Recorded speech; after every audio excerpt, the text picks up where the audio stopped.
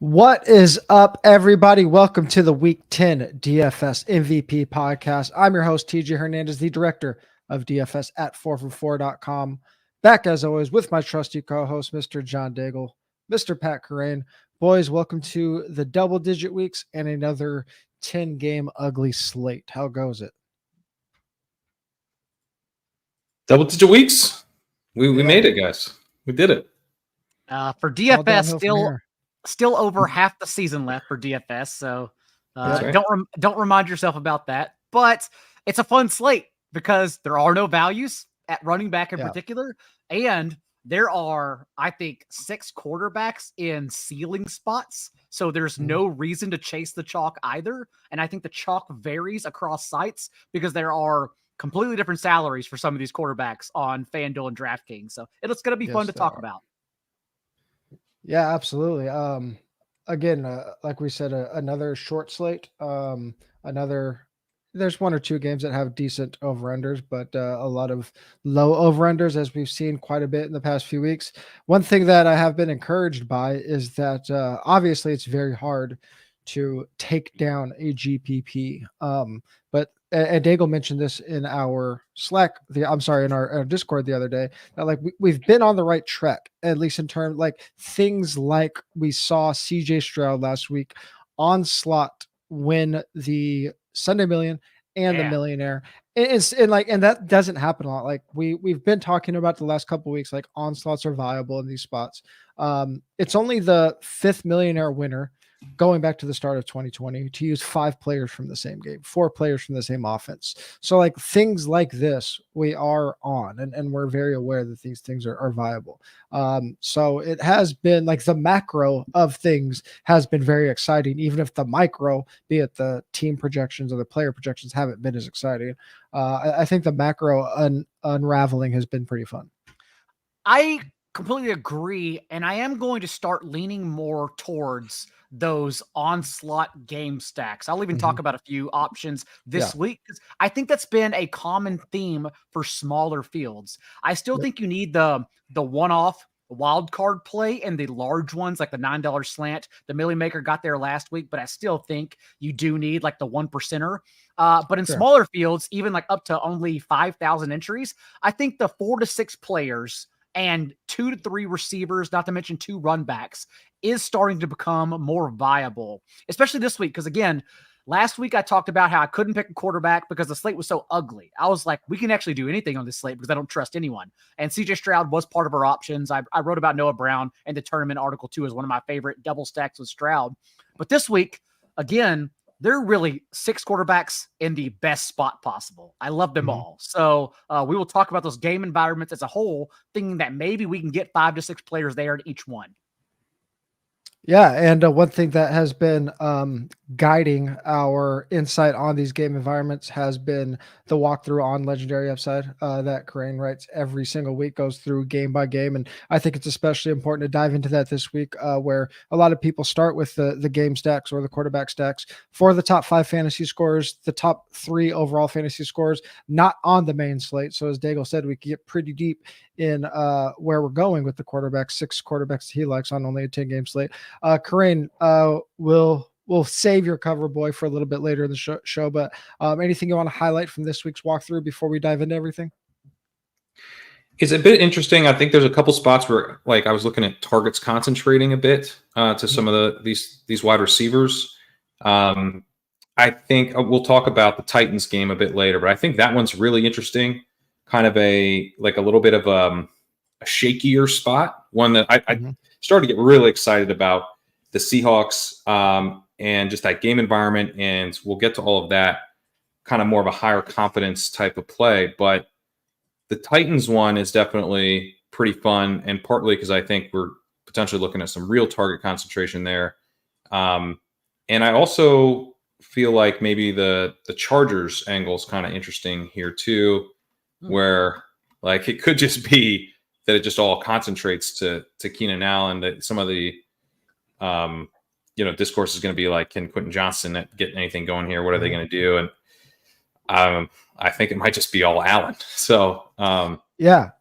That is kind of the featured game of the week. Before we dive into the featured game of the week, Lions at Chargers, just want to remind everybody that if you're watching on YouTube, there is a link to sign up for Legendary Upside. Get Kareem's walkthrough every single week straight to your inbox. And as always, the code YouTube will get you 25% off of the DFS subscription at 4for4.com/plans. That's off the already discounted half season price. Once you do that, upgrade to the solver, best optimizer in the game. Let's get into it though. As Kareem mentioned, that Chargers and Lions game, 48.5 point total, which is astronomical for what we've had the past few weeks. 405 game, so definitely a late swap game. If we want to have that as our late swaps, Lions favored by 3 on the road. Projected point total of 25.75 for the Lions. So, Crane, let's start on that side with the Lions, because probably the biggest question mark in this game is what this Lions backfield looks like with David Montgomery expected to come back. Jahmyr Gibbs, big touches the last few weeks. How does it look with Monty coming back, especially against the Chargers team that, at least from a fantasy point perspective, looks like a pass funnel defense? Yeah, I think the thing with the Lions, like I feel some of these teams like have a little bit of a hard time getting a read on like what they're going to do. The Colts seem to like, I'm like, all right, they're going to do this. And they kind of like do something a little bit different than I'm expecting. I feel like I'm fairly dialed in on the Lions and have been for a while. Like they have a clear identity. They want to run the ball. And this has been the case like the whole time under the Dan Campbell era, but they aren't like Falcons-y. They aren't the 2022 Bears where they want to run the ball to hide and, shorten games and, take friendly losses. Like they're out there trying to win games. So if games shoot out, we're going to see them throw. But if they have a chance to kind of control a game, salt away leads with the run game, they will do that. I think we saw them maybe even do that a little bit too much in their loss to the Seahawks earlier in the season. I think their primary plan of attack will be to go after this Chargers run defense that is not great. It's not bad, but it's not great. And they've got David Montgomery back. They're going to feel confident about their ability to move the ball on the ground. I think they really like David Montgomery. And so I expect them to kind of be run first in this game. It really comes down to what the Chargers do, and the Chargers are the underdog here. So we don't have like a ton of confidence that they'll be able to push the Lions, but I mean, come on, they should. Like it's Justin Herbert. Yeah. Like they should be able to put up points. If they put up points, then I think the Lions are not going to stubbornly stick to, trying to shorten the game with the run game. Like this could be a really fun game. I like playing that. If I'm playing Gibbs, I like having some Charger stuff with that. Cause I think that's really important for Gibbs here. Monty can kind of just get there. That he could be part of like the Lions controlling this game. Yeah, and I think that's kind of how we have to play it, right? Like if it seems kind of obvious, but if the Chargers do push, or if this game is pushed, Jahmyr in the passing game makes sense where Monty, like you said, can just get there. And it is like a very clean leverage spot for that reason, because Amon Ra is going to be probably the highest or one of the highest owned wide receivers on the slate. He's like comfortably behind the other top guys on the slate, CD, Jamar, and Keenan in terms of salary. You get a little bit of a discount on him there. So he should be the most popular high salary wide receiver, him or Jamar. It's kind of interesting because Jared Goff, especially on FanDuel, is priced up. He's $8K. So like, I don't know how people use him just because he's not like cheap. A lot of times in these spots, Herbert would be the chalky guy. And we would just get low salary, low ownership Goff, but his salary isn't cheap this week. So I think I am kind of confused on how I want to play the angle if I do want the chart of the Lions side. Do you have any thoughts on Goff? I mean, he doesn't like pop for me exactly, but I think he's okay. Yeah. I think Laporta's kind of interesting here. You're kind of playing for a similar type of volume-based underneath kind of accumulator to Amon Ra. He's kind of directly leveraging off of that. But yeah, I mean, Keenan's the guy. He's a bit expensive on DraftKings. Yeah, but he's how I would want to play this game. it's a little tougher with the salary, but like a Keenan Laporta mini or Keenan Gibbs would be kind of interesting, I think. Yeah, Daigle, to that note, if we are looking at these higher salary wide receivers, like Keenan Allen is probably the guy. If we consider the top 4 in salary being Jamar, CD, Amon Ra, and Keenan, he probably is the guy that gets lost in the shuffle a little bit, especially in terms of ownership. He's more expensive than Jamar on DraftKings, and I think he might be more expensive on FanDuel as well. But do you have any concerns, as you mentioned on the Most Accurate podcast, just about this Chargers overall ceiling, their offense without Mike Williams, like what we've seen with them over the past few weeks, and just that lack of ceiling and GPP winning ability?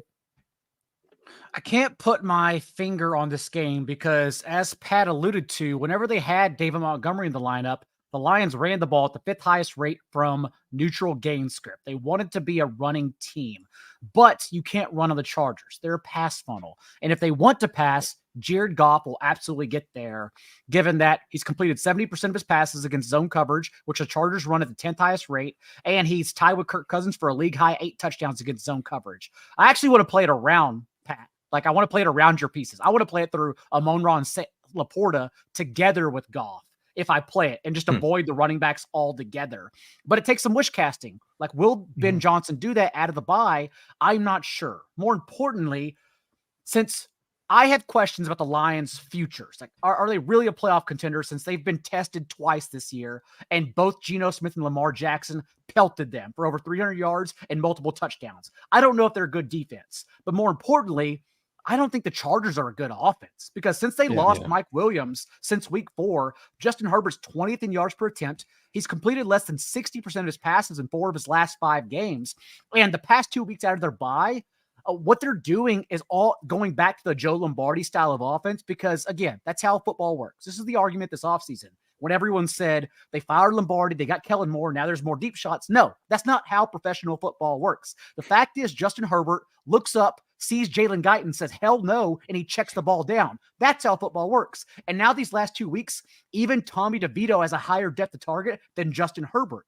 The thing is, that's terrific for Quentin Johnston, because Quentin Johnston was one of the nation's worst downfield receivers. And now we're talking about a top-down view of a slate where if you spend up for player in a core stack like Goff, Amon Ra, and Laporta, you need to find value somewhere. And Quentin Johnston, who led the Chargers in routes run in his first game without Josh Palmer last week, regardless of what we think of him as a player, does open up value in a game stack. So that's the kind of way He does exist. He's a person. Yeah. I grant you that. Well, I mean, if we go back to our point at the top of the show of, like, on these 10 game slates, we want to be looking to game stack. This is the game with the highest total on the slate. And on both sides of the ball, we have guys, albeit like that aren't projecting well, but guys that are going to be on the field for like virtually every snap running route. So it could be a shootout that aren't going to be owned. We're going to have 1% Jameson Williams, 1% Quentin Johnson. Like, regardless of how they project, like, this is how we get unique and large field stuff, right? Like, if we're playing 1,000 man, like, no, but in fairness to Quentin Johnston, he could run 3 times as many routes as Jameson Williams. I mean, it's a real leap of faith with Williams. Especially with Donovan Peoples-Jones integrated over the bye. I don't know what their roles will be. And I'm guessing they traded for DPJ because they've been so unhappy with Jameson's development so far, since they understand in a wild card NFC, they're contenders. I don't think they're contenders, but they think they're contenders. And I don't think they want to lean into a development player this year. So would you go? Could we like pretty comfortably say that if we're gonna go, if we want to go against the grain, that it makes the most sense to be Quentin Johnson as our low end pass catcher here? I mean, why not play Jalen Guyton? Yeah. If we're just playing guys who are out there running routes, I mean, he's cheaper. I know he's going to project for us, but like Quentin Johnson's shown me nothing. So I struggle with it. He got a usage. It's not like he's min price. But he's been a rotational player. Like, he was behind everyone due to a coach's decision, and then he played the Jets. So it's just like, I don't care what receivers do against the Jets. The Jets limit everybody. They're literally allowing nearly 5 fewer fantasy points per game than any other defense in the league to opposing wide receivers. So it's just like, it seems like a lot of recency bias going into Quentin Johnston. I'm not even you like mean a Johnston. By recency bias, do you mean the entire season? Is that what you mean? This season? I've seen people cite the yards per route run, but I hate using that stat whenever the player wasn't even on the field. Like it doesn't seem like it's the right thing to do, man. It just seems like a lot of recency bias to me personally. Yeah. I mean, I don't again, it is with the cat. Like he makes sense if we're playing like on slots, large field stuff, right? Like if we're not doing that, then it's kind of a moot point. Right. You know, if you're playing a 500 man tournament or something like that, you probably don't need to be going that deep.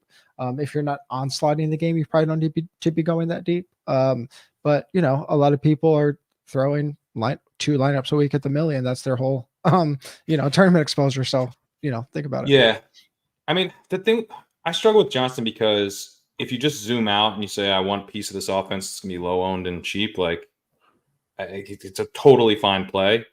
But it's like getting into the micro of like trying to predict which players are going to do anything. Like he scares me a lot. Like even if you look like first read targets, he's at 9%, which is 13th percentile for wide receivers. That's for the whole course of the season. We see with like a lot of guys, like with rookies, we'll sometimes see that be quite high because when they get out on the field, they're trying to get this guy. Like Rashee Rice has been popping in first read targets the whole season. He doesn't run as many routes as we'd like, but when he's out there, they've got stuff in mind for him. And with Johnston, like they don't really seem to be trying to even incorporate him in the offense they're not prioritizing him even when he's on the field. That's fair. But again, he only had 1 game so far without Josh Palmer, and it was against the Jets. I still think it's a 1 game. Me personally, I think it's a 1 game sample. Also, like contextually, of course, like no, objectively, of course, Keenan Allen is the better play, but I dare you to go try to fit Goff, Laporta, Amon Ra, and Allen into a lineup right now and see what you come back with. You can't do it. So I just think when you step back, it makes a lot more sense to have a leap of faith in tournaments. That's fair. I think leap of faith is just kind my of the view of word that that game. I'm looking for there. Yeah. And if it hits and you win the millie, you get to wear a super sweet powder blue Quentin Johnston jersey for winning you $1 million. So that's super fun. But again, also like Pat said, we are both also worried about what the Lions will do. Like, I also want to have that other leap of faith and believing in Ben Johnson, but I just don't know. I don't know if I believe in the Chargers offense. I don't know if I believe in the play calling for the Lions. I don't know. But I don't even think.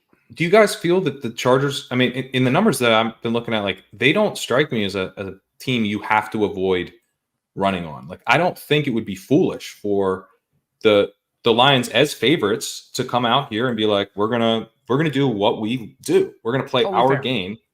And you know, the Chargers are 15th in success rate against the run. They're 19th in run stop win rate per the player tracking data ESPN metric. Like they're fine against the run, but they're not like formidable.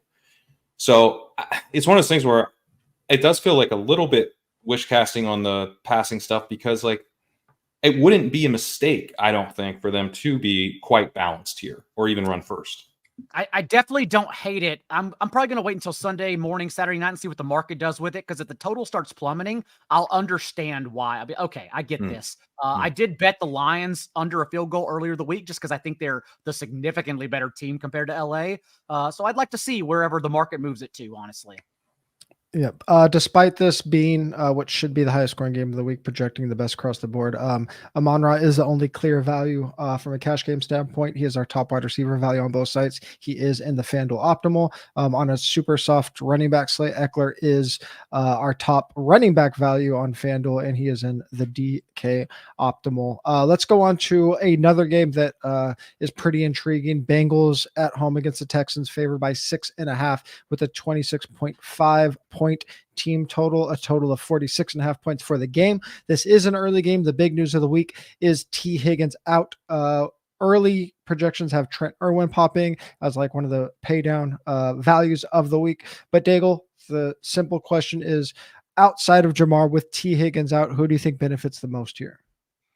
I think it would be Trenton Irwin, since we at least have this one game sample from week 5, where in that one, without T. Higgins, Jamar Chase had a 43% target share, and Irwin was right behind him, 10 targets and 22.2% share.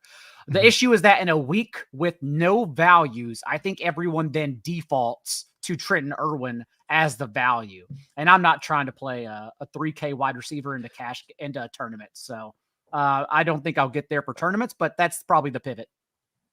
Yeah, on DraftKings, where it's just like always great to get that super punt wide receiver, like Irwin probably ends up in that 15 to 20% range. Probably like Tyler Boyd's only 46 on DK as well. Like Cincinnati just probably gets mega owned across the board. Like it's going to be really hard to stack Cincy and get unique. On FanDuel, probably not. I mean, Trenton Irwin is still 48 over there. Like, it's tough to get unique on Cincy's side.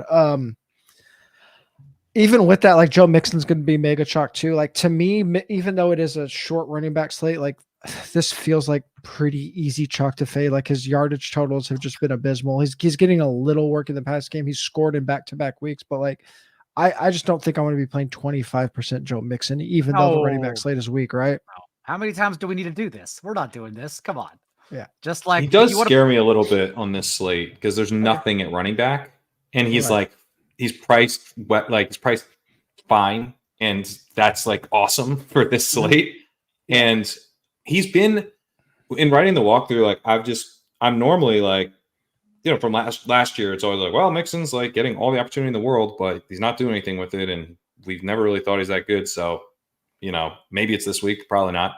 But he is kind of popping in some of the efficiency stuff a little bit more this year. Like he's really good success rate per NFL Next Gen. Like he makes me a little bit more nervous than he has in most of last year and in the beginning of this year. I did admittedly start some stacks because I love the Bengals defense this week. I think the Texans are in for the largest letdown spot possible. But then you just look at the ownership. You're like, I can't play Joe Mixon at a 20+% ownership. That's wild. Yeah. I don't think I don't want to be playing chalky Joe Mixon. Like as a quick aside to his ownership projection and just kind of like thinking through the positions. One thing that I've been making a mistake on, and this kind of ties into like Mixon's high ownership projection on a weak running back slate, is like looking at these, especially on DraftKings, like looking at the flex position ownership and thinking about like how to be different than the field. Like last week, I mentioned that 3 running back looked like it was projecting very high, and maybe like being contrarian and going for wide receiver might be sharp. I think the sharp thing to do is like, if it's projecting well, like leaning into that. And I think this week 4 wide receiver is projecting well. So like, I don't think that is a spot to like be contrarian, just like lean into the sharp build. Like that's the sharp build that's projecting the best. Like that's the way to do it, Yeah. I ended up going all 3 running back I rolled out 3 lineups, but all 3 of them were 3 running back builds. And should I have not included Tony Pollard on this build? Yeah. We'll get but I knew he was going to come in sub 10. He came in sub 10. Okay, he did. We're gonna get to it again, because he's not going to come in sub 10 this week. I'm going to play it again. I'm going to do it. You can't stop me. It's so annoying, his salary. Before we get there, on the Texans side, Corain, Texans coming off of that big game last week, CJ Stroud record-breaking week. You would think that they would be super mega chalk in the spot coming off that week. The thing is that like their target tree is not concentrated as all. You talked about target concentration. So I think trying to decipher that is going to scare people a little bit, besides Tank Dell, who is going to be quite chalky. You noticed, even though Cincinnati does kind of profile as a run funnel, they're 12th in pass EPA, 27th in rush EPA. You did notice some vulnerability in their coverage, particularly on the boundary. So talk a little bit about how that it can be exploited and who benefits from that. Yeah, I think the Bengals, they're 30th in PFF's coverage grades, 23rd in explosive pass percentage against, they're 28th in dropback success rate.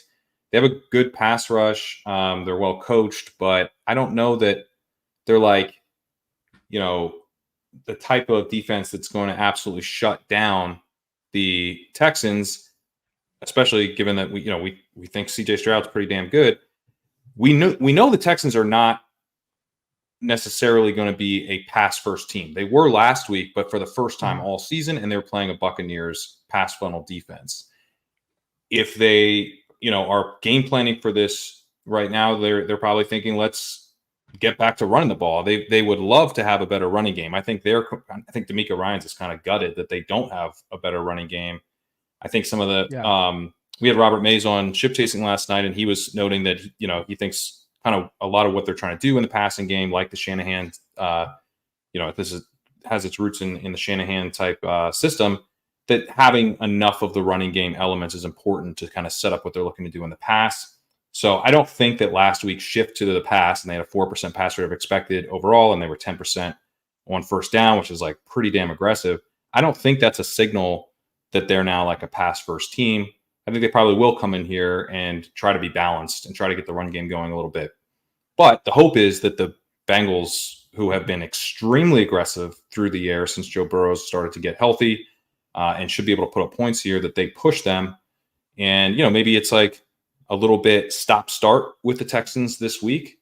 But I think given what we've seen from Stroud, given their focus on attacking the deep center of the field, the splash zone, 2 weeks ago we highlighted that. Wish we had spent more time on it last week instead. But they're looking to create big plays in the passing game, and I think they should be able to still achieve some of that this week.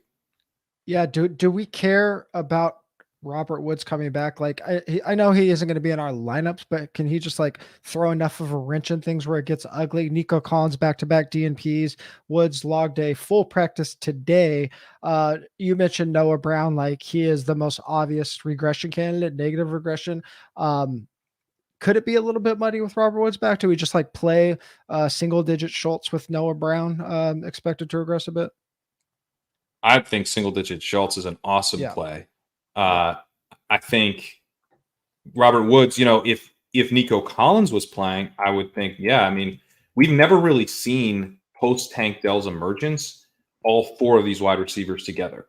There's always been someone out of the picture, and so that would make you a little bit more nervous about, Tank Dell chalk if Robert Woods and Nico Collins and Noah Brown are all out there.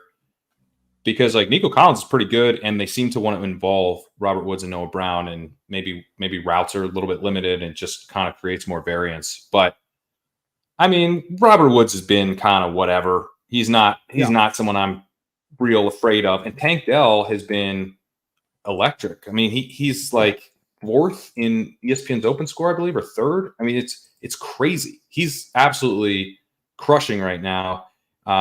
In some ways, I think his efficiency and his production almost understates just how impressive that is. As a rookie wide receiver to come in and just immediately flash as an elite route runner is awesome. So I'm not particularly worried about what Woods is going to take away, provided that Collins doesn't go.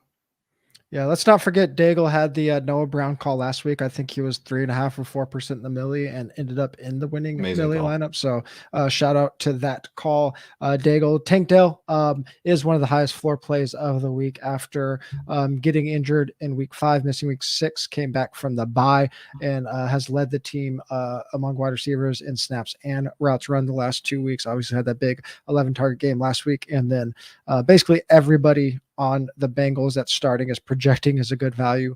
Burrow, Mixon, Irwin, Tyler Boyd, all projecting as good values.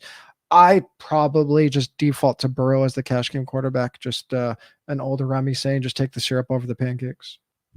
On DraftKings, yes. That's also why I just don't want to play Burrow in tournaments, because again, there are 6 to 8 quarterbacks in not just good spots, ceiling spots on this slate. So I definitely don't want to be chasing the cash game plays. Not only that, but my DFS tournament brain doesn't allow me to play good plays in back-to-back weeks. It's just impossible to chase. Yeah. So I'm down on this game overall compared to consensus. Totally fine if it beats me. I get it, but I don't want any part of it. There were 23 players on the Texans injury report as of Thursday. We also know, as you mentioned, Tank Dell's going to be highly rostered. And then also, I just don't bet against Lou Anarumo. And it just seems like a spot where the Bengals coverage wins this one outright. So far, this year, the Bengals have been pretty good in limiting points scored, but they're still allowing big plays from time to time, leaking through their secondary. But we've seen historically, we forget since Anarumo's been around since 2019, he's played some good rookie quarterbacks so far. He held Kyler Murray to 250 passing yards with no passing touchdowns. The Dolphins in Tua's rookie year scored only one offensive touchdown against him. And then in 2021, Trevor Lawrence and Justin Fields combined for 260 passing yards and one pick. So it just seems like a spot where, like, following 470 and 5, and given the situation, I don't really want to fall in line with everyone and play this spot. Because Urban Meyer couldn't beat him. That's why. Yeah, that's why. And Matt Nagy, mind you. Yeah, I mean, we're getting basically a touchdown favorite at home, $4,400 on $4,400 at home. Their DST on FanDuel, $2,800 on DraftKings. Probably going to be single digit on both sides. So, Bengals DST is probably a really nice play this week. Men have tried to bet against Lou and Arumo in big spots, and they haven't lived to tell about it. So y'all can have it. I don't want it. So preview to the Discord on Sunday. Bengals DST. Jumping preview to the end of the show. Yeah. Jumping to Niners at Jaguars. Early game, Niners favored by 3 on the road, 25-point total for the Niners in a game with a 45-point game total. Corain, let's start with the Niners side. From a fantasy perspective, from points allowed perspective, Jacksonville has been a pass funnel, although they are 4th in pass EPA. But you mentioned in the walkthrough that you can see the Niners leaning on the run in this spot. Huge CMC blow-up spot. I think the issue with CMC is he just has a mega high salary, especially on FanDuel. So how are we projecting CMC in this matchup? And if Debo comes back, who is the loser for the 49ers with that? Yeah, for the CMC stuff, I mean, I've noted for weeks that I think the Jaguars are kind of overrated in run defense, and they actually have a pretty good pass defense. And I've been kind of hoping that teams would expose them, and they kind of haven't. But I really like the metrics, and I reference them, fairly regularly. The run stop win rate, pass rush win rate, these player tracking metrics that ESPN puts out.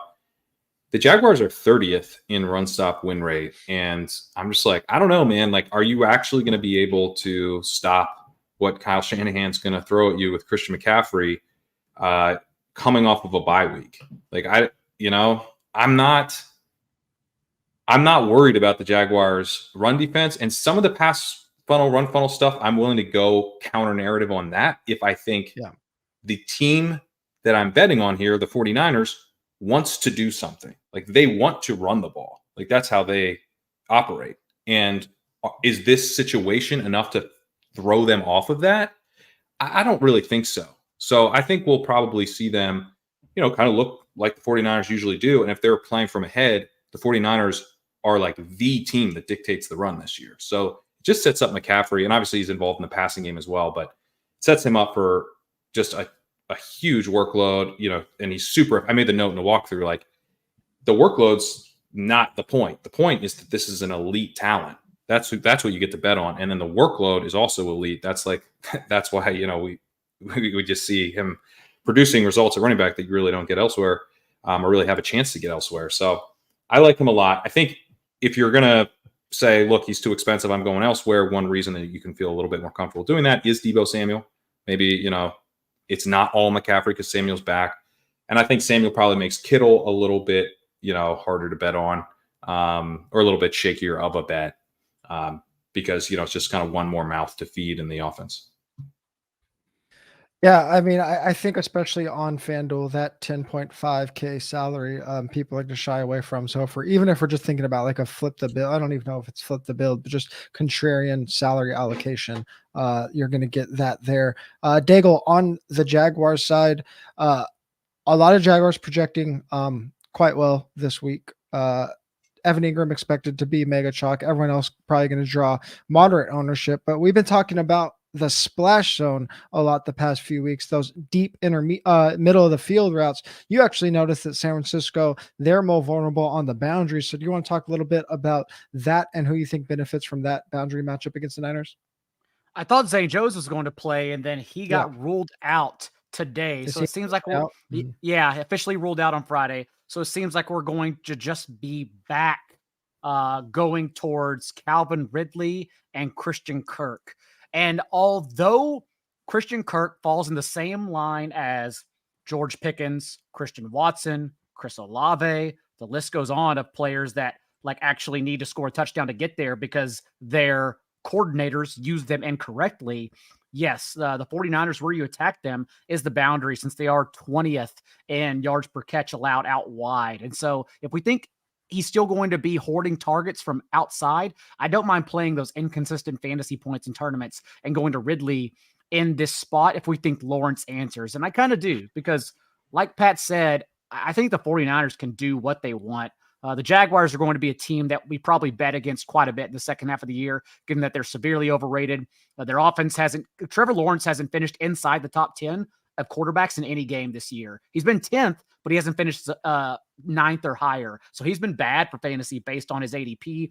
Calvin Ridley gets inconsistent targets, as we talked about. Their defense is 25th in pressure rate, 26th in sacks. And that's important because Brock Purdy leads the league in yards per attempt and completion rate from a clean pocket. So I think the 49ers do whatever the hell they want in this game. And that includes Purdy playing him. That includes Purdy in double stacks and perhaps triple stacks with McCaffrey, Debo, and Brandon Aiyuk.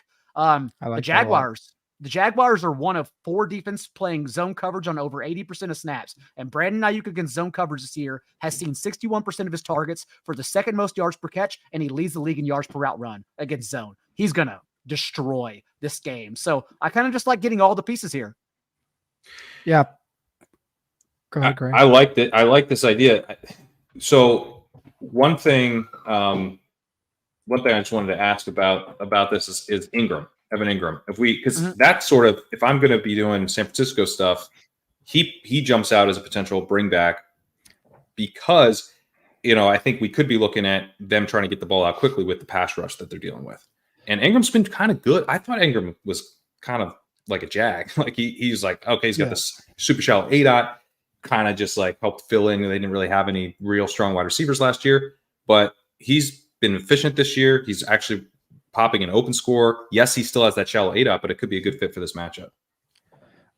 If I am playing Ingram, especially because he's probably going to be very chalky, I want to be playing him correlated. Like if I'm going to play a chalk tight end, let me get correlation out of it. I don't want to just be playing him by himself at 20% or whatever. So I actually think that's the only way I'm playing Ingram is if I'm stacking the Niners side. I do wish he had more touchdown equity. That's my only problem. He does block George Kittle, and I love blockers. It's like a lot like poker where, okay, I don't have to play George Kittle here because I don't want to play Kittle. There's a comment in the chat, like, does Kittle basically become a blocker again? And with Debo on the field this year, Kittle has an 11% target share. He got there against the Cowboys with those 3 touchdowns, but it was such an anomaly that you don't even worry about it. If that's what beats me, so be it. I do just want to, the blocking thing's not it. He's not out there blocking on pass routes. He runs a ton of routes all the time. It's that he doesn't get this many targets, but I don't know. It's just I think he's doing a lot of different things. Right. Yeah. Yeah. He's doing a lot of different things that he doesn't earn the targets because they're scheme for Debo and Aiyuk. Yes. And that's just how, and McCaffrey, and that's how the offense works. Right. And that's okay. So Ingram, sure. It's just that he doesn't have a single end zone target on the year, and he has just 4 red zone targets compared to Kirk, who has 8, and Ridley, who has 15. So it's just like they just don't use them where we score fantasy points at. It's just annoying more than anything. I like Kirk kind of too. I mean, he won't be super popular, I don't think. No, I think everyone's going to kind of be moderate. Ingram will be the chalky guy, and everyone's kind of going to be moderate. Purdy, kind of a funky spot on FanDuel at 7,400. On DraftKings, he's like basically the same exact price as Geno, so that should be a really good pivot spot. Etienne is popping as an optimal running back on both sides, top DK value across all positions. Trevor Lawrence is in the FanDuel optimal. I don't like that. He's just cheap, but I don't like him for a cash game play. Niners, it should be like there's a little bit of wind and rain in the forecast. I don't think we care. Niners are a West Coast team on the East Coast for early slate. So, I mean, play with that narrative if you want, but I actually like the Niners a lot in this spot. Can I ask you guys about McCaffrey? Like, how do we make this work on DraftKings or FanDuel? I mean, he's so expensive. FanDuel is harder. DraftKings, you can play him with Purdy, as we've done a couple times already this year.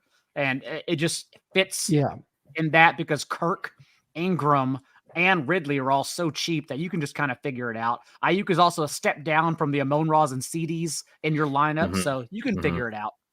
Yeah, my concern with playing CMC is that the top wide receiver tier, I think, is all very good. And I don't want to just be like, like fading that tier is very scary. So that's my only reservation about playing CMC. But it is pretty sweet to get like an 8 to 10% McCaffrey in tournaments who clearly is not injured. Like before the bye, he handled all but one touch for his backfield, not injured. And now they're getting Trent Williams back. And with Williams on the field, he's averaged 5 yards per carry. He was under 4 with Williams off of it. So it's a pretty sweet spot. CMC is the only player in the slate that has a 50 burger in him. Like I know Jamar went nuts a few weeks ago, but I mean CMC can legit go. I think he's the only player we're projecting with 40+ point ceiling, like on this entire slate. Quarterbacks too. Yeah, he's got a huge ceiling. If you can figure it out, figure it out. Yeah, I've been trying to avoid in a vacuum, but in a vacuum, Christian. I got a really bad stack play at the end of the show that maybe we can fit CMC with. Stay tuned. All right. Well, speaking of a little bit of rain, this should be a game that gets a little bit of steam, but with that steam comes a little bit of rain. Seahawks favored by 6.5, 44.5 point game total. This is a late game, 4:25 p.m. kickoff, 25.5 point total for Seattle. Daigle, let's start with that Seattle side. They've been lacking in efficiency through the air, but the best medicine you could get is this Washington defense. Bottom 3 in adjusted points allowed to both quarterbacks and wide receivers.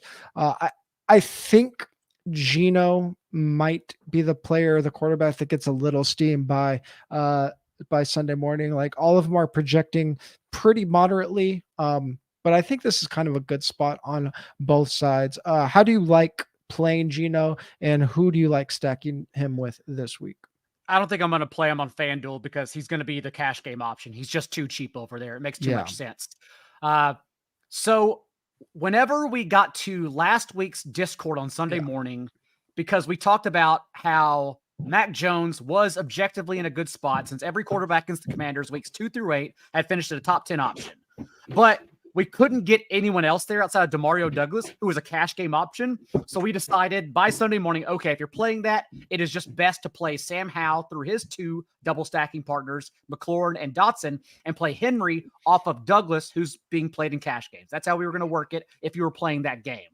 This week, I want to go back to Geno because we saw in their first game without Montez Sweat and Chase Young, they pressured Mac Jones, although he didn't get there. They only pressured him on 23% of dropbacks. They sacked him 1 time. For reference, the Commanders were averaging a 36% pressure rate through week 8. And Geno, although the turnovers have mounted up, he has been great from a clean pocket. Still 6th in the league with 8 yards per attempt from a clean pocket. So if we don't think he's getting pressured, he's going to get there. And on a slate where we struggle for value, if I'm playing Geno, I'm playing all 3. I'm playing DK, Lockett, and Jackson Smith-Njigba. And we're going to get there if we get there. And so that's the way I like playing it on DraftKings. I like that conviction a lot. You mentioned Geno sub 7K on FanDuel, which is just absolutely bonkers. He is 58 on DK, but kind of like in this muddy range. I need to wrap my head around this one a little more, but since we're also struggling for value at running back in particular, I've been thinking like, what if I onslaught Geno and run it back with Antonio Gibson in a negative game script, since Gibson does have 5 targets in back-to-back games, because we've seen Howell now enter the top half of the league these last 2 weeks and rate of time from snap to throw. That's why he's taking fewer sacks too, because Eric Bieniemy is finally getting the ball out of his hand much quicker. It's like, okay, maybe I can backwards engineer this game as a whole. Yeah. I need to think about it. Corinne, you actually talked about the fragility of the Washington backfield based on game script. But before we get to that, go ahead and talk a little bit about your cover boy, Geno. Yeah, I mean, this was kind of a tough decision for me because I was like, DK Metcalf is kind of who I wanted to have as a cover boy here. A little more fun to, Yes. to pick a wide receiver instead of a quarterback, I think. But then DK Metcalf goes on the practice report Thursday. I published this thing Thursday night, so I'm like, I know it's the same hip injury he's been dealing with, but like maybe it flared up. I can't have my cover boy miss the game. So then I thought about Lockett, but like, no, this is the spot. What I like about this is the spot for Geno, and I think Metcalf and Lockett are set up really nicely here. But when you just kind of zoom out and look at Geno, like I in the walkthrough, I kind of frequently reference this EPA per game chart that shows EPA per game on the y-axis and success rate on the x-axis. And guys who are having like consistency, they have a good success rate, which is the stickier of the two metrics. That can indicate that maybe there's some positive regression potential for them. We saw this with Lamar. Lamar was in this same part of the chart and then blew up against the Lions. And Geno Smith is pretty far down in his efficiency compared to his consistency. And I think, last week I was like, this is not the spot. He's going against the Ravens. So this is not where we bet on positive regression. But this is where we bet on positive regression for all the reasons that Daigle just laid out. So, and then when you look at like some of the matchup specifics for like DK Metcalf, I mean, the Commanders, they like barely double teamed AJ Brown in their first matchup. They double teamed him a bunch in the second matchup, but it didn't even work. And we've seen DK Metcalf get double teamed a ton this season, but a couple weeks ago, he wasn't double teamed like at all. And he had like 14 targets. So they will throw to him at a super high rate if he's in single man coverage. And I think the Commanders, they play a ton of man coverage. They don't double team a lot. Like this is pretty interesting for Metcalf. It's pretty interesting for Lockett, who also tends to deal with a lot of double teams as well. Those, to me, I'm more interested in the premium double with Logan Thomas bring back and get tight end taken care of. That's kind of how I want to play it, I think. But I don't know that there's like many wrong answers here. This is kind of a fun game environment. And, Howell is going to throw the ball. Like this team is committed to throwing the ball. That's an identity for them. It's an identity for them almost like as much as, Arthur Smith's identity is based around running the ball and benching his best players. Like we can count on this. Yeah. They play a lot of man coverage because they took Emmanuel Forbes in the first round. And you know what happens when 160-pound Emmanuel Forbes mans up against DK Metcalf? I can tell you it's not going to end well. Probably not. Didn't they take Forbes off the field? Wasn't he like playing no snaps? He was benched, and then they brought him back a couple weeks ago against the Eagles and put him on AJ Brown, and that's when AJ Brown scored his touchdown. He just lost him. DK Metcalf is the top player in this week's breakout model for DFS by Matt Savoca. Last week's top player was Amari Cooper. We all know that went very big win there. But I mean, as you mentioned, Corinne, like Sam Howell is virtually the same price as Geno in the same game, but probably going to see like a third of the ownership. You mentioned Logan Thomas as like the bring back or maybe as the guy to pair with them. Any thoughts on how from either of you guys really in this spot? Because we have seen him have some ceiling spots this year. I think it's a pretty solid spot. I've noted on Howell that he's like, interesting. Daigle said that, they're emphasizing on getting the ball out a bit quicker, which I think is probably more important with Howell than almost anyone else, because he's an interesting quarterback where he waits and lets the first read of the play develop. Like whatever that play is supposed to be, he sticks with it. And we can see this because he takes a lot of sacks without moving off of that first read and trying to see something. He's not like Mahomes. He's not like out there trying to create and that's an understatement. Yeah. He's hanging in the pocket and waiting. And then he'll take a hit. Like he's a courageous quarterback. He'll take a hit to try to get the ball out there. But it's like, he's got kind of one idea, and there's pluses and minuses to that. If you have protection and your receivers are getting open, like that can create some big plays. And we actually did see the Rams in week 1 be quite successful on their first read throws against the Seahawks. The Seahawks have played a bunch of quarterbacks who are pretty bad. And so if you look at like their success against first-read dropbacks, it looks pretty good, but they haven't really been tested in that way. And so I think Howell is a bit more boom bust than Smith, but totally viable. And I think McLaurin and Dotson and Thomas all look pretty interesting here. And then you could go bring back on the other side. So I've just struggled mentally coming around to which commander I would want to play in a Geno onslaught, because first of all, Hal targeted 9 different receivers last week, but also in spreading the ball out all of a sudden under Bieniemy, like the highest target share was 18.1% for both McLaurin and Dotson. Mm-hmm. Not only that, but Curtis Samuel practiced. He's a true question mark. So if we get him back, it kind of throws a wrench into these Dotson target shares we've seen the last 3 games. So I think just given the slate, it is best then to go ahead and get that tight end done at Logan Thomas, or again, because there's no running back value, play the Geno net positive game script theory where he mounts a big lead, and now it's suddenly Gibson on the field over Robinson all times. One thing I would note too on the receivers is I'm not like blaming the enemy for not concentrating his offense. Like Terry McLaurin and Jahan Dotson are not looking good in open score. Like they're not getting open very well. McLaurin's in the 29th percentile, Jahan Dotson's in the 41st percentile, Curtis Samuel's 26th percentile. So like, you would want to spread the ball. Like a smart coordinator would spread the ball out here with no weapons kind of popping in terms of just being able to dominate and get open on their routes. So I just that's part of what makes me nervous is like I don't really feel much confidence in which weapon will get there. It feels like kind of luck of the draw. And so it does make me want to do.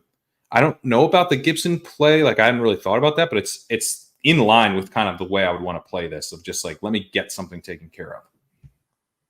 Yeah, McLaurin is the only player in this game that's projecting as a fringe cash game play. Kind of all the projections are pretty fragmented on both sides. So you're just not going to get a lot of players projecting as great medium values, despite ceilings being pretty good across the board here. The only other team that is projecting for a high team total, albeit in a very low game total, are the Cowboys. 28 points is the highest team total on the slate, but they're favored by 17 playing against the Giants. The obvious concern here is volume for the Cowboys. Corinne, 2 questions. Does Dak get enough volume to be a GPP winner? And I mean, what the hell do we do with Pollard? They keep moving his salary down, but Dallas just keeps doing everything to make him a horrible player. I don't think we're going to get the volume. I mean, the Giants want to go home.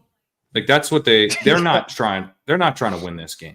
Like they aren't. Yeah. They're going to go as run heavy as they can get away with. And that basically comes down to Saquon Barkley's body. And that, they're so, and the Cowboys have been much more aggressive since their bye week. They've been like a pass heavy team. I've been impressed with the way they're doing things. It's been fun, but they don't need to like be pass heavy here and win easily. So I don't know. I guess they would almost have to be kind of like the Chiefs or something and just like come out here and smack the Giants with like a super pass heavy attack and then pull the starters. But it feels like or like the Eagles last year, like getting it done in like 2.5 quarters or something, which is possible, but I don't think that's gonna be like a part of my plan this week. I think he's a really good tournament option since, like Pat said. Are you saying Dak or Pollard? Dak. No, not Pollard. Yeah. Pollard's up. Okay. Well, just because he's still going to be 20% rostered. And I mean, how many, again, yeah, because he's just cheap and there's no running back. Yeah, but will he though? I think so. Whatever the computers say, subtract 10%. No one wants to play Pollard. I manually tick down Pollard just because like projection versus salary, like you said, the machine's going to spit out an ownership just because of that. I ticked it down because I just don't think people are going to click him. I don't think they will either. It makes me want to play him. Like you got game script. You do still have the workload. He scored a touchdown last week, guys. Now it was wiped out because the extra offensive tackle didn't report is eligible. Cheating. If the Cowboys play 3 tackles, Pollard could score. Well, why can't they are allowed to play? All he has to do is be like, "Yo, I'm eligible," and because he didn't do that, we didn't get a touchdown. Like, come on, It's man. like it's like Pollard at low ownership, but what about Dak at lower ownership? That's the key here. And he's been a top 3 quarterback in 3 consecutive games. In those games around his bye, he's averaging an increased 5.5 carries per game because the offense runs through him. Also, these past 3 weeks, they're passing the ball at the 5th highest rate with an 8+ point lead. They don't even run the ball with a lead now. They just lean on Dak, and it's only going to 2 players. It is CeeDee Lamb and Jake Ferguson, the only 2 guys that matter. There's your double stack. Don't play Pollard. You can still spin down everywhere else. Man, it's actually a pretty fun double, and you're not going to get any ownership with it. And yeah, no the highest team ownership. on the board. That's what I'm Yeah. saying. I mean, on a low scoring slate. I mean, Daigle, I'm not even going to ask about bringbacks on the Giants side. Nobody has a decent value score. So I will ask you, like, what the machines don't care about is the Dallas DST high salary. They're projecting just so much higher than everybody else that they're still being spit out in cash lineup. So, like, how do they fail, but how does the, other than obviously not scoring a touchdown, like, what can the Giants do to not let the Dallas DST get there, or just like not make this a blowout? I don't know, because even last week, like closing the 4th quarter, Tommy DeVito started scrambling around. Like the pocket was just wide open. He still like was running for his life because he doesn't know how to play professional football. So like he did complete a few more passes, all because he was just trying to go outside the pocket and extend the play. But dude, Micah's gonna crab walk so many times in this game. Like he bear crawls after every sack. He's gonna do a 50-yard bear crawl in this game, man. They're gonna kill him. It's not gonna be good. Cowboys DST are in both. Go ahead. Well, on the DST, I mean, like, the Giants had 2 weeks ago a minus 26% pass rate over expected. They had a 36% pass rate against the Jets. Now, and that was with some Tyrod Taylor, so we're not going to get any pass attempts against like that. You're probably going to get some sacks, and you probably still get a couple picks. That is probably how they don't get there. That's a good point. Yeah. I mean, it's a lot to pay, and it's a lot to pay. I can't even play like Daniel Bellinger to kill tight end here because Jake Ferguson's like a top 2 tight end on this slate. So I don't know, man. I really don't. I'm not playing the Giants. I just avoid it, and you take the 31, 35 points the Cowboys are going to put up. Yeah, usually I'll blind X out like this chalky of a defense, but like, man, we just don't get this kind of defensive projection ever. I like, if you're only playing one lineup, like, I could see you just X them out, but like, I don't know. Even if I'm only hand building 3, I think I probably have Cowboys in at least one lineup. In cash, it's fine. I have the pivot at the end of the show. We'll get there. All right. My concern with I don't really have much interest in the Cowboys in tournaments because they're so expensive. So like that's another part of it. Like you're gonna get there to an extent, but like it's 4,400 and on a slate where salary is really at a premium. That's true. Yeah, they need to score. Oh man, Giants. What are we gonna do? There aren't obviously any more games that are projecting for high game totals, but we are getting some ownership in the Falcons Cardinals game. Daigle, you want to talk about a couple of games that popped to you besides like the 5 obvious high scoring ones? So Bijan Robinson, I think his salary is going to get played even after last week's performance. I think after shaving his mustache, Arthur Smith, and talking about Bijan in depth, I think people will just suck up the salary and be like, this is the week it changes. Not to mention, Kyler Murray's on the other side of the ball. Marquise Brown will probably file in as a cash game play. Everyone wants to play Kyler. I'm just saying, if the thesis of the slate is to pay up for players, and Deshaun Watson was the QB8 against this Cardinals defense, why the hell can't Taylor Heineke get there? Heineke has been slinging it. He's averaging over 10 air yards per attempt. And now we have this Cardinals secondary that is creating pressure at the 3rd lowest rate in the league. They only blitz at the 7th lowest rate, so they're not going to get to him. And Drake London practiced in full all week long. Drake London has had a 21% target share at least in 5 consecutive games. He's been a double-digit target share in every game since week 2. If I play Heineke, London, and like Trey McBride to pay down for tight end over cash game Marquise Brown, I can then spend up everywhere else. It is just an option. I mean, with Kyler coming back, there's going to be so much ownership on Trey McBride and Marquise Brown. So you're getting natural pivots in that same game. Drake London is a price pivot off of Marquise Brown on both sides. He's also a price pivot off of Tank Dell on both sides. So like, I mean, the theory makes sense there. We saw Will Levis go nuts in his debut a couple weeks ago. Corinne, you want to talk a little bit about that game? Yeah, I mean, Will Levis is kind of interesting because in one way, he's like a huge kind of red flashing warning sign where, I talk about Geno Smith's success rate versus his efficiency. Levis is on the flip side of that, where his efficiency's been like fine. And, we've seen why. He's had some big plays that have been awesome. But basically when he's not doing that, he's been really bad. And, those big plays don't tend to just like repeat endlessly. They're a little bit more rare. So if he doesn't start playing more consistently, he's going to start to look like a very bad quarterback. But we've got, I think, DeAndre Hopkins here in a really nice spot where, targets were already condensing to him already. And, Burks is out this week and that'll help a little bit. And then they're also against this Buccaneers pass defense where, the Buccaneers don't get to the passer and they rank dead last in explosive pass play rate against.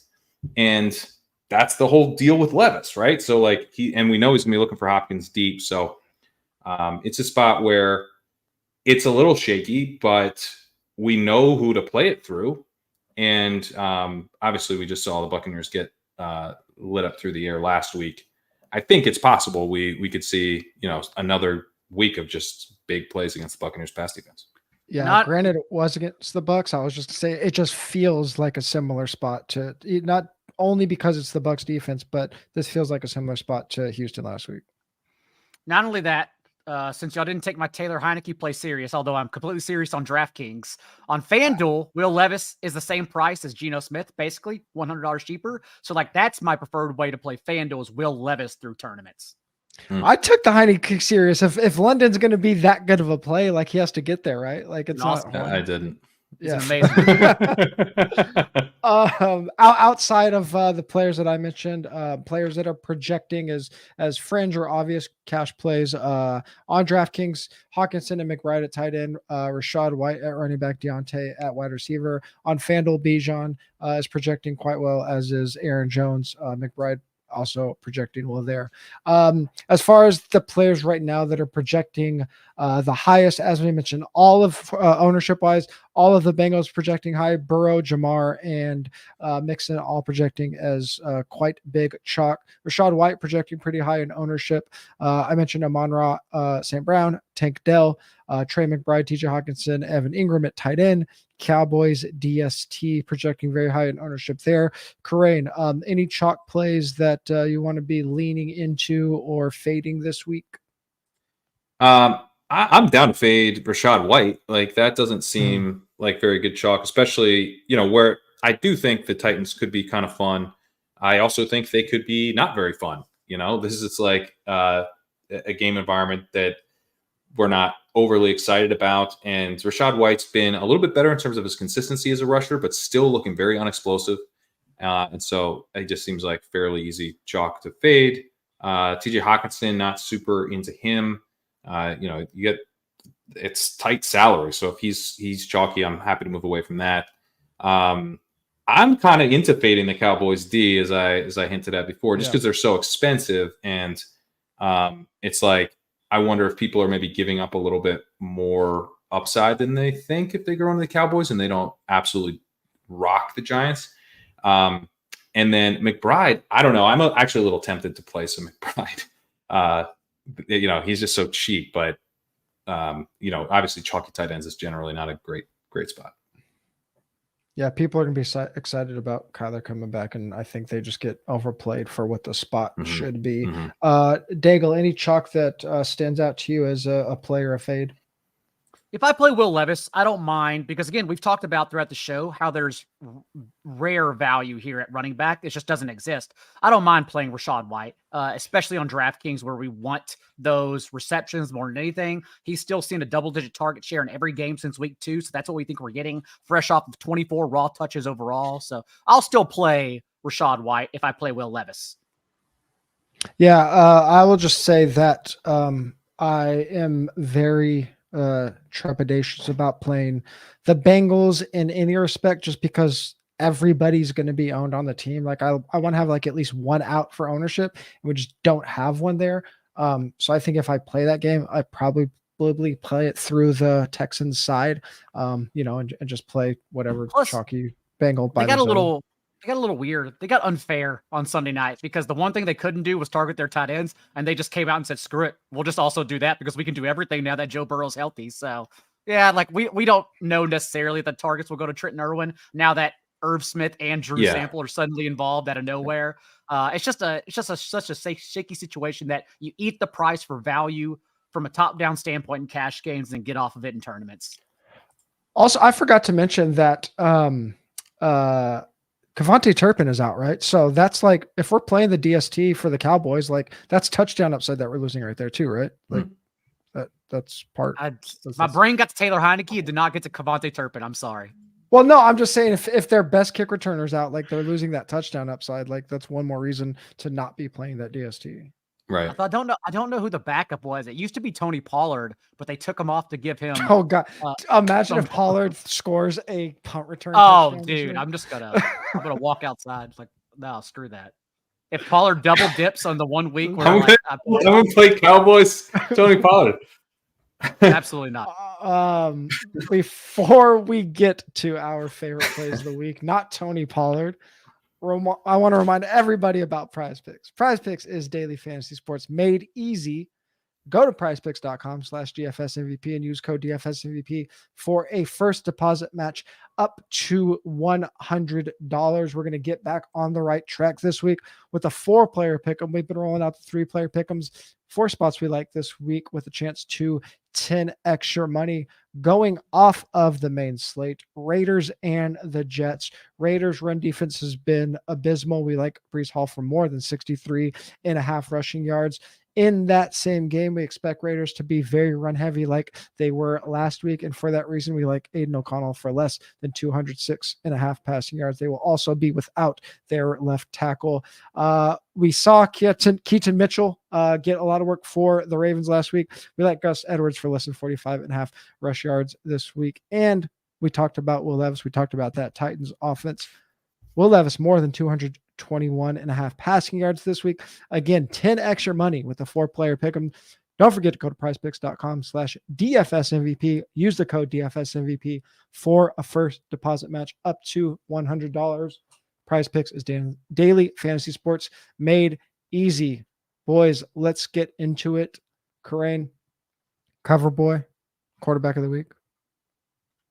Geno Smith. And, sometimes when I do, like, the walkthrough is not like a specifically DFS article. I'm trying to figure out how I think this game's going to play out, and then we take that information for drafts, regular fantasy, DFS, whatever. It's always nice though when I'm like, man, I love this spot, and then it's like, oh, this guy's like pretty well priced and not going to be massive chalk and stackable, and in a game where I can identify pieces to bring back where the salaries work too, and Geno checks all those boxes for me. So. I feel I will be playing Geno Smith this week. I just love the spot for him. And I guess that we need to keep an eye. Maybe there's rain, but it doesn't necessarily look like weather could be all that bad. That would be like maybe something to keep an eye on. But I think really massive blow up spot potential for DK Metcalf. And I also sets up really well for Tyler Lockett. And they're both priced in that mid 6K range where you can do the double. You can actually do the premium double we've kind of been locked out of for years playing both of them together. But I think you can do it this week. Plus, I know, Pat, you play in like the even smaller fields, like the 750 entrants. Like you got to do the triples. You got to do the triples in those. Yeah. I mean, it's certainly the week to do it too with JSN. That salary savings actually makes a big difference. Yeah, and as Daigle mentioned at the top of the show, big difference between salaries this week at quarterback. Geno's probably mega chalk on FanDuel, but on DK, he's kind of bunched together with, this Trevor Lawrence, Brock Purdy tier. So even though he is projecting the highest amongst that group, Sam Howell in the same game, with Joe Burrow getting so much ownership on DK, there's a chance that we get to like Geno at, maybe 9% instead of 13%. That would be nice. Daigle, talk about the Titans and your favorite quarterback. And actually, is there anybody besides Nuke we could play him with? Yes. So I think you can get to game stacks here. We talked about Rachaad White. Chris Godwin also kind of popping. Their last 4 games since the Bucs bye, it's Godwin has a 21% target share to Mike Evans. And given his expected fantasy points, you would think the scales tip in his favor in terms of touchdowns soon too. He's also in that span been used as 50-50, boundary and out wide. They're mixing him up a lot. So I kind of like Godwin to come in 2% if you're playing this game. But for Will Levis, like Pat touched on it, I don't think you sold it enough though, Pat, because the entire thesis of playing CJ Stroud was because the Bucs defense is at this point showing up and laying down for 60 minutes against opposing quarterbacks. Over the last month since they returned from their bye, 9.2 yards per attempt, 73% completion rate, and 26.7 fantasy points per game. You did say, yes, they've allowed a league-high completion rate on explosive passes, 20 yards downfield. Guess what Will Levis has done? He's leading the league the last 2 weeks with 28% of his passes, 20 yards downfield. We know here where he's going to go. It's just a matter of if he lands it. He also has quietly an 8-iron in his bag. Like we saw last week, like Josh Allen, it took him 3 years to do. Will Levis actually started taking a little bit of the pop off his arm and like lobbing over linebackers. So we're already seeing some good progression. And that's the case. I don't want to see that. Give me more of that moon ball, man. I love that Considering deep ball considering cash games are playing Stoneman, Trenton Irwin, here is Stoneman Kyle Phillips without Treylon Burks, has a 13.5% target share in back-to-back games. The Bucs are also allowing the 3rd most fantasy points per game to opposing slot receivers. So there's your Will Levis double stack. Tack on Rachaad White, maybe some Chris Godwin, and call it a day. Is that how you're supposed to be using 8-iron? Because I'm not. I'm really bad. You're not supposed to scold the hell out of it. I don't know. I'm really bad. Damn it. Joe Burrow is my cash game quarterback, especially on DraftKings where he's discounted. On FanDuel, it's closer between him and Geno, but on DK, I like Joe Burrow. Daigle, let's move on to running back. Cam Akers out for the season. We got some Ty Chandler coach speak this week, but tell me why you like Alexander Mattison. We haven't even talked about that game, but talk to me about Mattison. I don't even know really if we need to talk. Well, I guess I'm going to talk about someone else in that game in a bit. So we do need to talk about the game. But quietly over the last month, the Saints defense has now started leaking production to opposing running backs. Devin Singletary averaged 4.8 yards per carry on 12 runs too. Travis Etienne scored 2 touchdowns. JT and Zach Moss combined for 7 yards per carry. And Deontay Foreman didn't get there, but he had 83 rushing yards last week. Tyson Bagent had 70 rushing yards. And in 3 games to open the year, remember, Mattison handled 85% of the team's running back carries, 81% of their backfield touches, and a 12.5% target share. He's going to get presumably all the work now with Cam Akers done for the year. So yeah, Mattison in a week where there's no running back value, I think is pretty sneaky and a good play. Yeah. Speaking of no running back value, Corinne, we got to go back to it, huh? I mean, you guys talked me into it by just your utter distaste for Tony Pollard. Like, that's the point of the play, is that you guys won't play him. That's why I'm going to play him again. Look, I played him last week, felt smart, and then got stabbed right in the heart, right? Because I felt smart because he came in sub 10%. I was like, he's going to get squeezed of all of these running backs. And I was right, but there was good reason for that because he can't deliver. But like, I mean, we're talking about playing a $4,400 defense into chalk because of how bad this Cowboys or how bad this Giants team is. Well, you're getting a running back who's going to be in positive game script. He's running back 7 in expected points per game this year. He's been horrendous, but like he's going to get the opportunity. And it is still on some level, it is still the same person that we were betting on gleefully last year. Like there's that little glimmer of hope. Yeah. And honestly, like at this point, like I feel like touchdown variance could just go my way and I'm there. Running back's really gross. And I'm going to take the under on whatever, the final ownership projection is on him because no one wants to click him.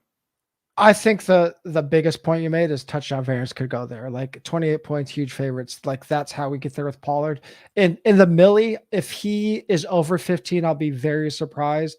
If you're playing like a 200-man high stakes, I'm wondering how much like 4D chess is going on. And I know that they know that I know. Like, what side does he end up on? I think his ownership in small field is pretty wide range because, I mean, he is still cheap as hell. But yeah, in large field stuff, I'd be very surprised if he gets to 15.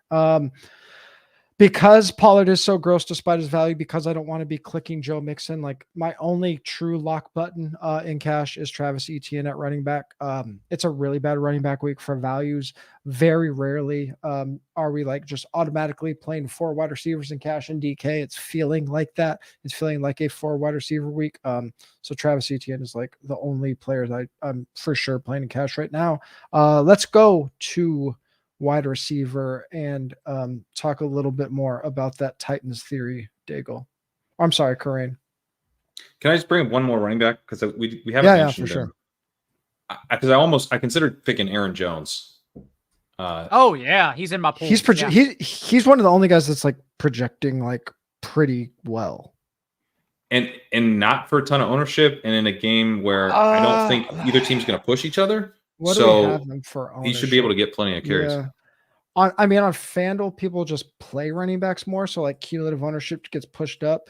On DK, I could see Aaron Jones. Where do we have him right now? I can't even find him. Yeah, we have him in like the low teens to high single digits. Yeah, that seems pretty good this week. 6,500. Like that. The way they used him makes a lot of sense too, because the point of that offense should be to hide Jordan Love, because Jordan Love is so bad. Yeah. Which they know.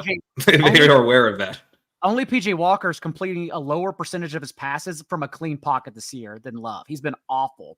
And that's why I think we saw Aaron Jones not only unleashed for a season-high share of backfield touches, 63%, but a 24% target share, because we need to move everyone closer to the line of scrimmage to help Love out. So if that's the kind of elite usage Jones is going to get, not only for this week against the Steelers defense, allowing the 6th most yards per carry to opposing running backs, but the rest of the season too, Jones is poised for a big half of the year if he stays healthy.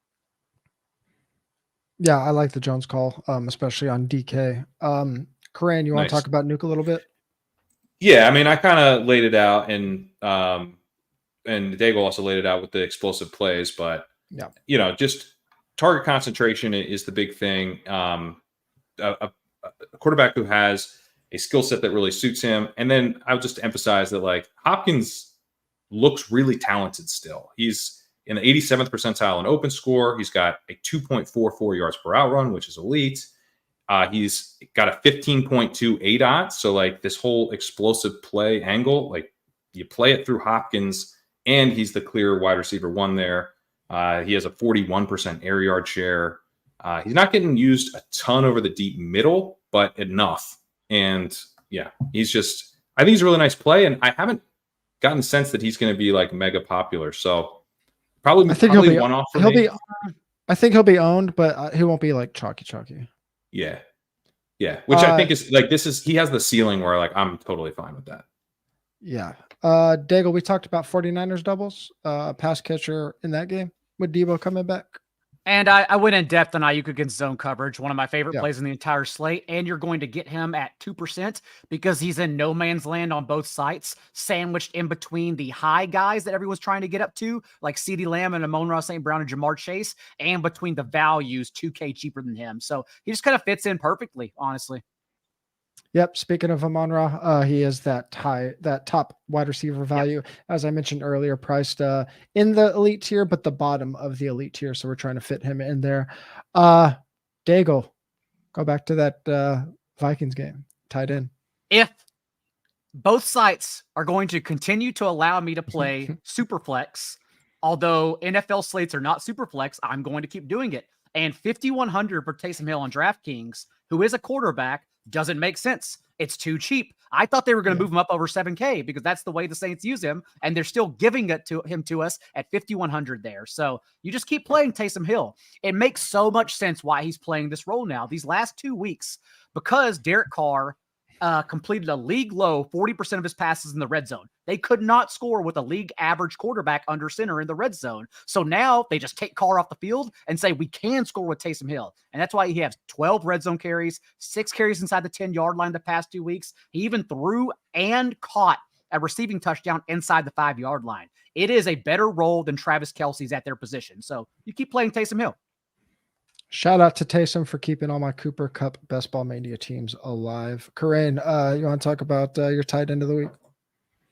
Yeah, Dalton Schultz. I think, he kind of just like he's in a great role, and he's been popping as, pretty talented, which, was just a little bit in question because we just is he a product of Dak, or is he going to be able to go out on his own and establish himself? And early in the season, it looked a little shaky. He was not seeing very strong route participation, but he's jumped up in route participation recently. Last 2 weeks at 81% and 83% route participation, which are really strong numbers. And if he's not going to be that popular and Tank Dell gets you, a little bit of leverage there. Like you said, TJ, I mean, it's a little bit hard to kind of play this game from the Bengals side, but he would be the way I'd want to bring it back, at least, where you're not eating the Tank Dell chalk, and you're also getting tight end taken care of. Yeah, I love playing it that way, especially with Nico Collins out, like playing Stroud with Schultz. If you're going to, bring back chalky Jamar or play any chalky pass catcher, I think that's the way to do it. On a week where, as we've said multiple times this week, where there just really aren't any obvious pay down options, that means we want to be paying down at tight end and cash. So just play Trey McBride, cheap at tight end, and save salary. Let's stay in that game for your favorite DST, Corinne. Yeah, I mean, Daigle talked about how Taylor Heinicke is going to be out there chucking it all over the yard. So give me the Cardinals defense. Yeah, I know. Pass plays equal points. I mean, Arthur Smith, like, who's the guy? Samson, right? The hair got cut. He lost all his powers. The mustache is gone. The problem is Samson had powers to begin with. Yeah, that's true. But what little power Arthur Smith had is now gone. Yeah. I mean, he's apologizing out there on TV. He's like, I've made a huge mistake. I shouldn't have cut my mustache. Like, he's not. He's reeling right now. I don't want any part of his backup quarterback, even if it is against a bad defense. And, the Cardinals are very cheap. So that's like, I would love to go to war with a cheap defense against Taylor Heinicke, and the field has a very expensive defense in a tight pricing league. It doesn't stop at Drake London either. If Kyle Pitts is out, I believe he missed practice today just because of the birth of his child. Oh, no. But if he's out, we're doubling Taylor Heinicke with Jonnu and Drake London. We're getting there. What? We get to kill tight end. We get to run back Marquise Brown. We're getting there. I promise you. How do we always jam these into the last 5 minutes of an hour and a half podcast? It's crazy. Every time Dave makes the case, I just raise the Cardinals in my mouth. How do you play Aiyuk and CeeDee Lamb? You play Taylor Heinicke. That's how you do it. The Cardinals are projecting for 30 DraftKings points right now. Daigle, we haven't talked about this game either. DST though. If the Cowboys defense is chalk, and we expect them, we definitely expect them to be. The Ravens defense is just slightly cheaper on both sides. And yes, Deshaun Watson got there against that miserable Cardinals defense because everyone gets there against them. He's not getting there against the Ravens defense. This is going to be a bludgeoning. The Ravens also don't really blitz. They've only blitzed at the 14th highest rate in the league, but it's going to happen because they know that out of 36 quarterbacks who have seen at least 100 dropbacks against the blitz this year, Deshaun Watson is literally dead last in the league in yards per attempt against it. They're going to send the house and they're going to destroy him. So the Ravens defense here with 3 starting offensive line missing for the Browns, they're going to just eat the Browns alive, man. You got to play the Ravens defense in tournaments. I like that call. Yeah, I like a couple of plays in that game. I like Mark Andrews there too, because he's not going to get any ownership either. DST cash games. I mean, we just don't see defenses project like the Cowboys do, even though they are expensive and we want to be paying down in cash. They're just popping in optos. Once I start building cash by hand, I don't know if I'll end up with them, but as of now, they're just projecting so great that they definitely should be in your pool, especially for cash games. And that does it for week 10. As always, we appreciate you guys for watching and listening, whatever podcast platform you're listening on. If you guys give us a 5-star rating and review, it's the easiest way to give back to the show. If you're watching on YouTube, make sure you're subscribed to the channel. Please like the video. Make sure you hit that notification button so you know when we are going live. And there are links in the YouTube description to get access to the Discord server. Daigle and I in there every Sunday morning giving our last minute thoughts on the slate. Make sure you click that link to sign up for Legendary Upside to get Kareem's walkthrough every single week. When you do sign up for 4 if you use the promo code YouTube, you will get 25% off. And once you do that, make sure you upgrade to the Solver Optimizer. Kareem, remind everybody what you got going on over at Leg Up. Yeah, Legendary Upside. You can check out the walkthrough every week. And, it's pretty in-depth, deep, statistically based article, but there's also some jokes in there. You'll get a few laughs, you get a few stats. You can hear me narrate it as well if you sign up on a premium podcast feed. I'll also be getting out a free preview of that later this afternoon on the Legendary Upside podcast feed, wherever you get your podcast, you can check out that free preview. And a reminder for 4 for 4 subs, 2 weeks, we got Thanksgiving coming up. So make sure you're checking out everything next week so you know the content schedule for that week. I'll have that early next week. As always, follow all of us on Twitter. Kareem is at Pat Kareem. Legendary Upside is at Legendary Upside. Daigle at not J Daigle. 4 for 4 is at 4 for 4 Football. I'm at TJ Hernandez. We will talk to you guys on Sunday morning.